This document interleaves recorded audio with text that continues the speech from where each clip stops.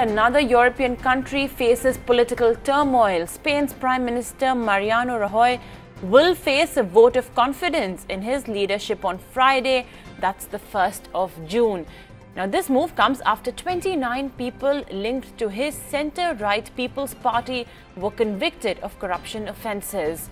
The opposition Socialist Party tabled the no-confidence motion in the parliament, which could only be stopped if the Prime Minister resigned or the Socialists withdrew it. Now, the Prime Minister said that a no-confidence motion would damage Spain's economic recovery and stability only days after the 2018 budget was approved. Okay, let's move right on and bring on board Iris Pang, economist from Greater China, Hong Kong ING Bank. Hi Iris, thanks so much for joining us right in the morning. Just wanted to get a sense of what's going on across the globe. Of course, the latest one to add up to the already existing state of crisis is the political scenario in Italy, and even George Soros, the known investor, has come out officially and said that, you know, whatever could go wrong with the world has gone wrong. Do you stand to also agree with him? Our house view is that despite the concerns both parties choose to radicalize their election manifestos following their choice of finance minister being vetoed by the president, our ING European team feels it is too early to assume that Euroscepticism will be the core of their agendas. So we think that there could be some market hiccups driven by these events, but it may not be as bad as it looks. But we actually realize that risk premium has been building into the euro. And we estimate that euro-dollar now trades with a substantial risk premium.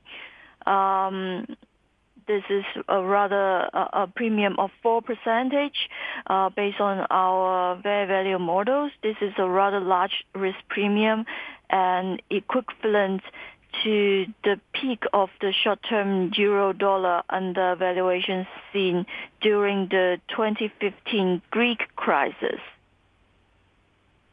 Yeah, Iris, and in fact, you know, talking about, we had, since 2008, we have had Grexit, the threat of Grexit rather coming by. We have had a conclusive Brexit, and now we are talking, of course, about an Italian exit. Yeah, you're right, you know, that it's too early to conclude that there will be any sort of decision in relation to a euro exit by the third largest economy in the area.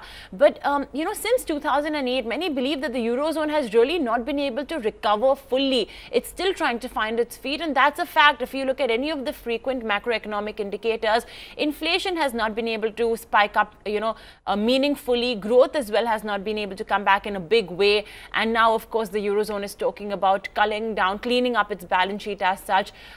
Do you believe that Europe is still trying to find its feet, it's still faltering, and it may be a very, very long time before we can see Europe's growth come back? This one, I fully agree with you. In fact, we have seen that the main indicator of growth, future growth, is investment and loan growth. And Eurozone loan growth disappoints in April. Lending growth has already plateaued in 2018, and now non-financial corporates loan sales and securitization was stuck at 3.3%, which is actually a very low level, and it means that the broad monetary growth was only 3.9% in April, which means very scant credit growth in Eurozone, which also reflects that businesses are not looking at a bright future in their businesses, so that they draw little loans, or the banks feels that the risk are rising among corporates and they lend out only moderately. So this confirms our our views that the Eurozone is not growing as well as we have expected. Iris, and this kind of a situation of flux and the slower than expected growth in the Eurozone, what kind of an effect could it have in the medium to long term on the other global key global equity markets?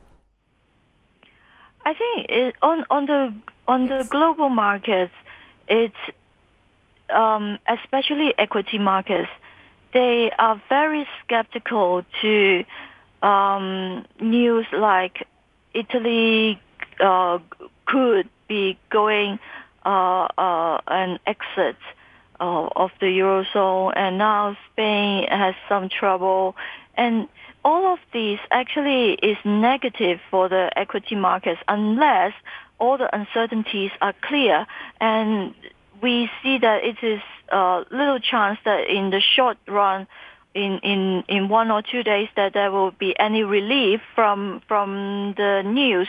So we believe that the equity market will be under pressure. Undoubtedly, and we are seeing that already happen since the European and the American markets have opened from their long weekend. Iris, on that note, thanks so much for joining us and breaking it down for our viewers on what this, maybe too early to call it a crisis, but looks like the beginning of a crisis in the Eurozone, with the Italian markets in turmoil, with the Italian government in turmoil, and of course, even the Spanish government facing a no confidence motion on Friday. It is certainly something that's going to question these key economies in the Eurozone, and for that matter, like George Soros himself put it, the Eurozone may be facing an existential crisis, as Italy itself seems to be garnering up support in favor of an anti-EU alliance, though of course time will only tell on which side that really goes, given that there may be a call for fresh elections come July.